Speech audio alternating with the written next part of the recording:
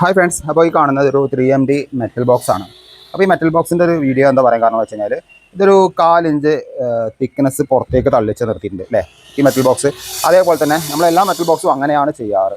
അതിനൊരു കാരണമുണ്ട്. എന്താണെന്നറിയോ? നമ്മൾ ഈ തേപ്പൊക്കെ ചെയ്യുന്ന സമയത്ത് ഈ തേപ്പ് ചെയ്യുന്ന സുഹൃത്തുക്കൾ ഇത് തേക്കുന്ന സമയത്ത് അതിൻ്റെ കോല് വലിക്കുമ്പോൾ ഇത് ഉള്ളിലേക്ക് പോയിട്ടുണ്ടെങ്കിൽ എന്താണ്ടാവുക വെച്ച് കഴിഞ്ഞാൽ അവിടെ കലവ കയറി ചുഴി പോലെ ഉണ്ടാവും. അതായത് ഒരു റാ പോലെ നിൽക്കുന്നുണ്ടാവും.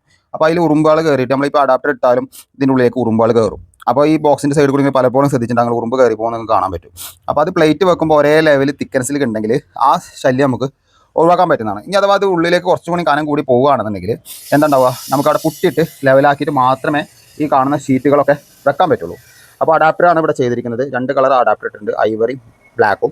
അതെന്താണെന്നുള്ളത് നമ്മൾ നേരത്തെ വീഡിയോയിൽ പറഞ്ഞതാണ്. ഇൻവെർട്ടറിന് സെപ്പറേറ്റ് പൈപ്പിംഗ് ആണ് ഇവിടെ ചെയ്യുന്നത്. അതേപോലെ തന്നെ നമ്മൾ ഈ കാണുന്ന പോലെ സ്ട്രോങ്ങിൽ തന്നെയാണ് ഇത് ഉറപ്പിച്ചിരിക്കുന്നത് കേട്ടോ.